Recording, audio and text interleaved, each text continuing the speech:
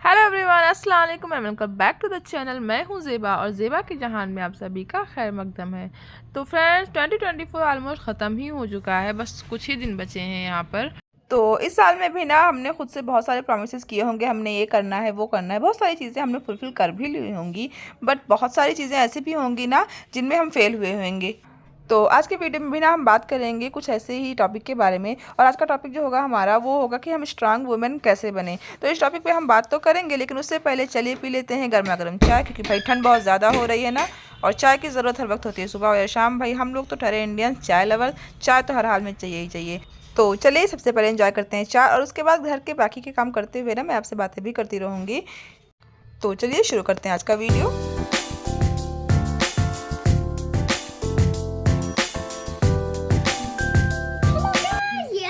Bed है और इसके ऊपर नया वो आया है और चला देखते हैं रात को कितने नींद आती है।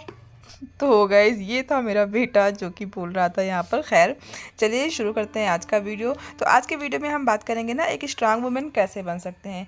Strong not in the sense कि आप फिज़िकली कितने स्ट्रांग हैं, आप कितना वेट उठा सकते हैं, आपकी हाइट कितनी अच्छी है, आपका फिज़िक कितना अच्छा है, बल्कि यहाँ पर हम बात कर रहे हैं ना इमोशनली स्ट्रांग होने की। हमें अपने इमोशंस पर कितना कंट्रोल है, हम अपने इमोशंस को कितना मैनेज कर सकते हैं, या हमें करना आता भी है या नहीं, इस चीज़ के बारे में बात करेंगे। और हम लेडीज़ में ना तो ये बहुत ही बड़ी प्रॉब्लम है कि हमारे इमोशंस जो है ना वो बहुत ही फ्लक्चुएट होते रहते हैं। तो अगर हमें स्ट्रांग बनना है तो सबसे पहले हमें इमोशंस को ही कंट्रोल करना होगा, और उसका सबसे बढ़िया तरीका है अपने काम से काम रखना। क्योंकि बाज़ औक़ात ना लोगों को एडिक्शन होती है अपने आसपास के लोगों की लाइफ में ताक झाक करने का, गॉसिप्स करने का। तो उनके लिए ना सबसे हार्ड चैलेंज होता है ये अपने काम से काम रखने वाला जो चैलेंज है ना, सबसे हार्ड चैलेंज है उनके लिए। तो हमें ना ख़ुद को ही ये चैलेंज करना है कि हम ज़्यादा ताका झाकी नहीं करेंगे। अच्छा, अगर मैं अपनी बात करूँ ना तो मैं पहले बहुत ही इमोशनल पर्सन थी। लोग मेरे बारे में क्या सोचते हैं, क्या बोल रहे हैं, इन सब से ना मैं बहुत ही परेशान होती थी। और सच बताऊँ, अगर कोई मुझे कुछ बोल देता था ना, मैं मतलब छोटी छोटी सी बातों के लिए घंटों रोती रहती थी। उन्होंने मुझे ऐसा क्यों कहा, मैंने क्या किया, बहुत सारी चीज़ें। मतलब मैं फिर ओवर थिंकिंग में भी वो हो जाती थी, बहुत ज़्यादा ओवर थिंक करने लगती थी कि ऐसा क्यों हो रहा है। बट नाउ मुझे ना खुद पर कंट्रोल करना सीख लिया मैंने। अब मुझे रत्ते भर भी फ़र्क नहीं पड़ता कि कौन क्या बोल रहा है, क्या कर रहा है। मुझे खुद को पता है कि मैं सही हूँ, और बस यही मायने रखता है मेरे लिए। अच्छा, वहाँ से यहाँ तक का सफ़र ना कि बहुत रोने से लेकर के और फ़र्क ही ना पड़ने तक इतना आसान भी नहीं था। बहुत ही वर्क किया है मैंने खुद पे, और इसके लिए ना सबसे ज़रूरी होता है मेंटली स्ट्रांग होना। मैंने खुद को इमोशनली स्ट्रांग करने के साथ साथ मेंटली भी बहुत स्ट्रांग किया है। अच्छा, स्ट्रांग वुमेन बनने का ना जो सेकंड रूल है वो है increase your knowledge and develop some skills. अब सबसे पहले तो भाई करंट अफेयर्स की नॉलेज रखना बहुत ज़रूरी हो जाता है। हमारे आसपास क्या हो रहा है, देश दुनिया में क्या चल रहा है, ये बहुत बेसिक सी चीज़ें हैं जिनकी नॉलेज हमें रखनी ज़रूरी ही होती है। बट इसके साथ साथ ना आप जो भी काम कर रहे हैं, जिस भी फील्ड में हैं, आप उससे रिलेटेड बहुत सारा नॉलेज लेना शुरू करें, क्योंकि आपको आगे बढ़ने के लिए नॉलेज की ज़रूरत होती ही है, किसी भी फील्ड में हो। अगर आप बिल्कुल करंट अफेयर्स से नहीं खुद को अपडेट रखते हैं तो आप उस फील्ड में बहुत ज़्यादा आगे तक नहीं चल पाते, क्योंकि फील्ड कोई भी हो ना, नई नई चीज़ें सारी फील्ड्स में इंक्लूड होती ही रहती हैं आए दिन। तो ख़ुद को बहुत ही अपडेट रखना भी ज़रूरी होता है। अब चाहे आप एक नॉर्मल सी हाउसवाइफ ही क्यों ना हो, आपको भी नई नई चीज़ें सीखने की ज़रूरत है। अच्छा, बहुत सारे लोगों का कहना होता है ना कि यार क्या ही सीखना है, घर पे रहना है, खाना बनाना है, बच्चों को संभालना है, दैट्स इट। बट ऐसा नहीं है। अगर आपको अपनी पर्सनालिटी में एक इम्प्रूवमेंट चाहिए तो आपको इधर उधर की चीज़ों की नॉलेज रखनी ही होगी।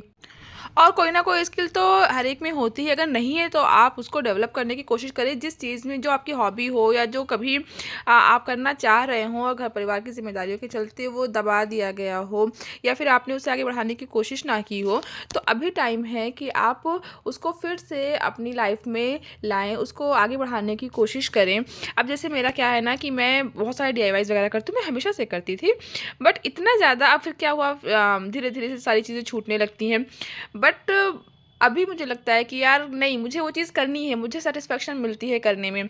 और मैंने ना मेरे यूट्यूब चैनल्स पे इस पे भी आप बहुत सारे DIY वीडियो देख सकते हैं। मैं DIYs भी करती रहती हूँ, लेकिन ऐसा नहीं है कि बस भाई जो जानते थे उतने तक सीमित रह गए। आए दिन कुछ ना कुछ नया आता रहता है, तो उसको सीखना भी ज़रूरी होता है। मैं भी कोशिश करती हूँ, ऐसा नहीं कि मैं परफेक्ट हूँ, मुझे बहुत सारी चीज़ें ऐसी हैं जो मुझे सीखनी है। और जो चीज़ें मैं आपसे शेयर कर रही हूँ ना, वो ऐसा नहीं मैं पहले से सब कुछ कर ही चुकी हूँ, मैं आपके साथ साथ चल रही हूँ। आप मेरे साथ चलिए कि हाँ, आप साथ में वो चीज़ें करिए, मैं भी कर रही हूँ। जैसे आपको स्टडी करना अच्छा लगता था बट आपका छूट गया, तो आप दोबारा से उसको शुरू कर सकते हो। आपको टीचिंग अच्छी लगती थी, आप एज ए जॉब नहीं कर सकते, घर से बाहर नहीं निकल के जा सकते हो, तो आप घर पे छोटे मोटे बच्चों को पढ़ाना शुरू कर सकते हो। तो ये सारी चीज़ें हैं ना जो आप कर सकते हो, इससे आपकी नॉलेज भी बढ़ती रहेगी और इधर उधर अलग कहीं ध्यान भटकाने से बेहतर ये कि हम कुछ अच्छा करें। And the third point is be your own support system. हर इंसान को ना गाइडेंस, मोटिवेशन और सपोर्ट सिस्टम की ज़रूरत पड़ती ही है। अब ये ज़रूरी तो है नहीं कि आपको ये पॉजिटिव वे में ही मिले। हमारे आसपास ऐसे बहुत सारे लोग होते हैं जो हमें मिसगाइड करने में बिल्कुल भी नहीं हिचकिचाते हैं। वो हमें अप्रिशिएट करने की बजाय वो हमें जज ही करेंगे। इसीलिए ना आप ख़ुद को सपोर्ट करना सीखिए। किसी भी तरह का डिसीज़न लेते समय ख़ुद को गाइड करना सीखिए। कई बार आप कुछ अच्छा करते हो तब भी कोई आपको अप्रिशिएट नहीं करता है, तो आप ख़ुद को अप्रिशिएट करना सीखिए। अगली बार जब आपका मूड ऑफ हो ना, तो किसी के पास जा कर के अपने मन की भड़ास निकालने से अच्छा है कि आप शांति से एक जगह बैठ जाइए, खुद के बारे में सोचिए, मूड आपका क्यों ऑफ है उस बारे में सोचिए। या फिर भी नहीं हो रहा है तो अपनी सारी फ्रस्ट्रेशन ना एक कागज़ पर उतार दीजिए, आप लिखिए। फिर आपको एहसास होगा ना कि आप कितनी सारी चीज़ें जा कर के सामने वाले बंदे से कह देते हैं जो कि शायद आपको नहीं कहनी चाहिए। और इस तरह से ना आप अपने स्ट्रेस को खुद ही हैंडल करना सीख जाएंगे। अच्छा, एक जो पॉइंट है ना, अवॉइड नेगेटिव पर्सन, इसके बारे में मैं पहले भी आपसे बात कर चुकी हूँ। हमें पूरी कोशिश करनी है कि हम खुद को उनसे दूर रखें जो कि बहुत नेगेटिव बातें करते हैं, बहुत ही नेगेटिव वाइब्स देते हैं हमें। बट कई बार क्या होता है ना कि ऐसे लोग हमारे फैमिली में ही होते हैं या फिर कोई बहुत ही क्लोज़ फ्रेंड होता है जिनसे हम दूर भी नहीं रह सकते हैं और उन्हें आप बदल भी नहीं सकते हैं, क्योंकि वो ना अपनी नेगेटिविटी में इतने ज़्यादा खोए होते हैं कि उन्होंने खुद को ही ऊपर रखना है, वो आपको गलत साबित कर देंगे। तो ऐसे लोगों से अलग तो नहीं हो सकते हैं अगर वो हमारे इतने क्लोज़ हैं, बट क्या है ना कि एक बाउंड्री लाइन ज़रूर बना सकते हैं हम उनसे। और ऐसे लोगों के साथ अपनी जो पर्सनल फीलिंग्स है ना, उनको एक्सप्रेस करने से भी हमें बचना होगा। अब आप सोचेंगे कि भाई एक्सप्रेसिव होना भी ज़रूरी है, हमारे अंदर क्या चल रहा है कुछ भी है, एक्सप्रेस करना भी ज़रूरी होता है। हाँ, ज़रूरी होता है, बट ये डिपेंड करता है कि सामने कौन सा बंदा है। सामने जो है वो आप जो भी बता रहे हैं उसको नेगेटिव वे में लेगा, पॉजिटिव वे में लेगा, या आपको जो राय देगा वो किस तरह से देगा, इस पर भी डिपेंड करता है कि आपको एक्सप्रेसिव वहाँ पे होना है या नहीं होना है। अगर ये सारी क्वालिटीज़ आप में ऑलरेडी हैं तो बहुत अच्छी बात है, अगर नहीं है तो भी कोई बात नहीं है, क्योंकि इन्हें ना कभी भी डेवलप किया जा सकता है। कोई भी चीज़ सीखने की ना कोई उम्र नहीं होती है। आई होप कि ये सारे टिप्स आपके लिए बहुत ही हेल्पफुल रहे होंगे। तो फिर मिलते हैं किसी और वीडियो में। Till then bye bye, take care, Allah हाफिज़ एंड थैंक्स फॉर वॉचिंग।